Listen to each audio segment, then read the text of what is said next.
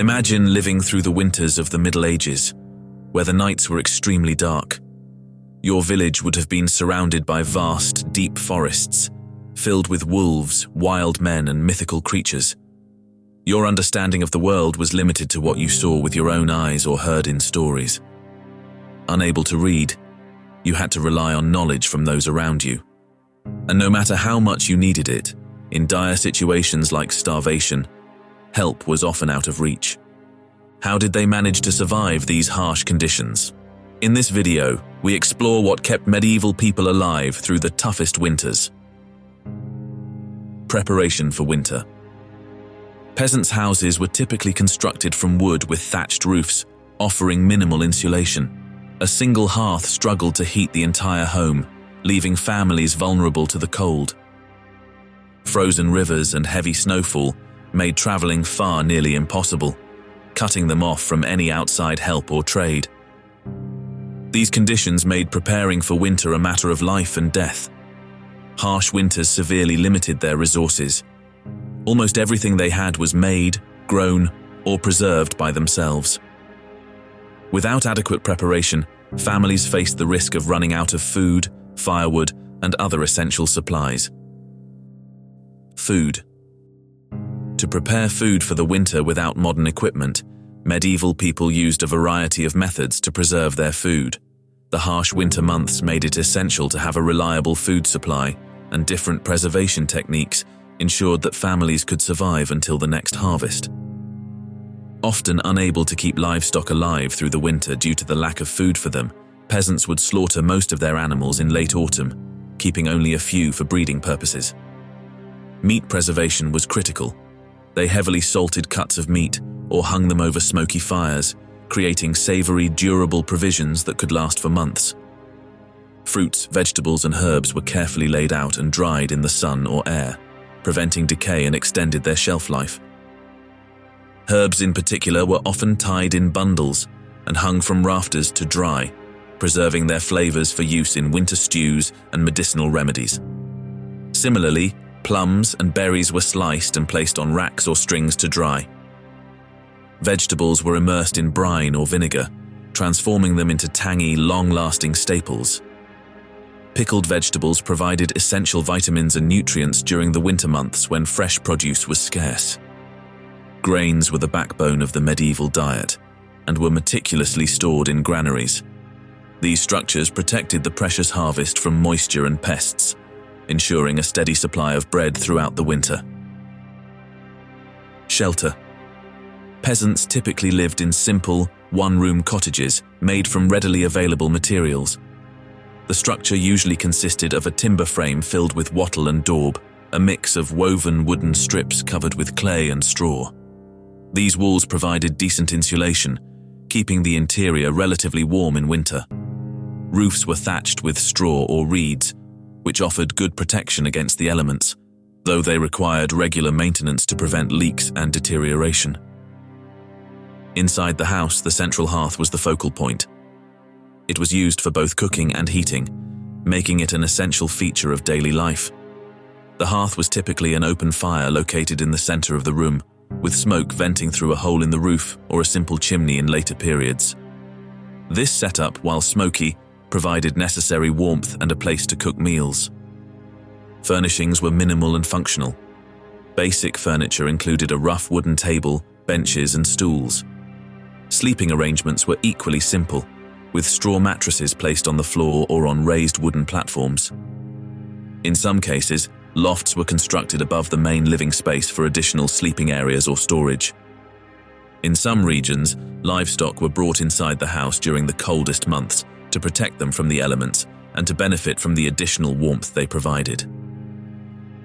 Heating. Firewood was essential for heating, cooking, and providing light. It was the primary source of fuel, particularly during the long, harsh winters. Gathering enough firewood was crucial for survival, and this task often began in the late summer or early autumn. Families would collect and store large quantities of wood to ensure they had enough to last through the winter months. Peasants would gather deadfall and standing dead timber, which were preferred as they were already partially dry, making them easier to burn. with only their hands, simple tools, and maybe some help from an ox or horse. Gathering and maintaining a sufficient supply of firewood required a significant amount of labor. Peasants were responsible for cutting, splitting, and stacking the wood, ensuring they had enough to last. They built wood piles strategically to protect the wood from moisture, ensuring it remained dry and ready to use throughout the winter. Clothing. Peasants, who comprised the majority of the population, wore simple and functional clothing primarily made from wool. Wool was highly valued for its warmth, despite its itchiness, and was often layered over linen garments for added comfort against the skin. A typical peasant outfit included knee-length tunics for men and ankle-length tunics for women, providing basic coverage and warmth. Cloaks and mantles were essential for outdoor protection and were made from wool, or occasionally fur-lined for additional insulation, fastened with a simple brooch or tied at the neck. To protect their legs, peasants wore leggings and hose, often made from wool or rough cloth. Woolen caps or hoods were worn to protect the head and neck from the cold, and footwear consisted of leather shoes or boots, sometimes lined with fur or stuffed with straw to insulate feet from the snow. In contrast, the nobility wore more elaborate and finely made garments, though still designed for warmth. Their clothing often included luxurious fur-lined cloaks and mantles made from expensive furs like ermine and sable, providing significant warmth. Nobles also wore layered tunics and gowns made from fine wool, silk, and other rich fabrics, which were both warm and a display of wealth. Tight-fitting hose made from finer materials and brightly dyed were common among the nobility. Accessories such as gloves, often fur-lined and embroidered, and elaborate hats were also typical. These items not only kept them warm, but also showcased their status.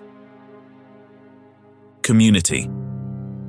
The isolating aspect of the harsh winters made the local community even more important, necessitating strong community bonds and mutual support. Surviving the cold, food scarcity, and health risks required collective effort and cooperation. During the winter, when work on the fields slowed down, communal activities like repairing tools and maintaining buildings were common. The medieval church played a significant role in organizing and encouraging mutual aid. Monasteries and local parishes provided food, shelter, prayers, and medical care to those in need. The concept of charity was deeply ingrained in medieval Christian society, and those who were better off were expected to help their less fortunate neighbors. This was not only a moral obligation but also a practical necessity for community survival. This communal approach ensured that everyone, especially the vulnerable, hopefully had the resources needed to endure the winter. Superstitions and beliefs. The belief in supernatural beings and creatures inhabiting forests often deterred people from venturing into the woods. The fear of encountering spirits, witches, or mythical beasts was heightened during winter, when poor visibility made the forest seem even more mysterious and threatening. This fear, coupled with the lack of daylight, contributed to a general reluctance to enter the forest during this season. In Scandinavian countries, where winter days average only 6 to 7 hours of daylight, the ability to work outside was significantly limited. Additionally, the harsh winter conditions often caused wildlife to become more desperate and aggressive. Wolves were known to venture closer to human settlements in search of food during the winter months. The threat of wolf attacks was another compelling reason to avoid the forests during this time, as these predators were more likely to be a threat. Entertainment.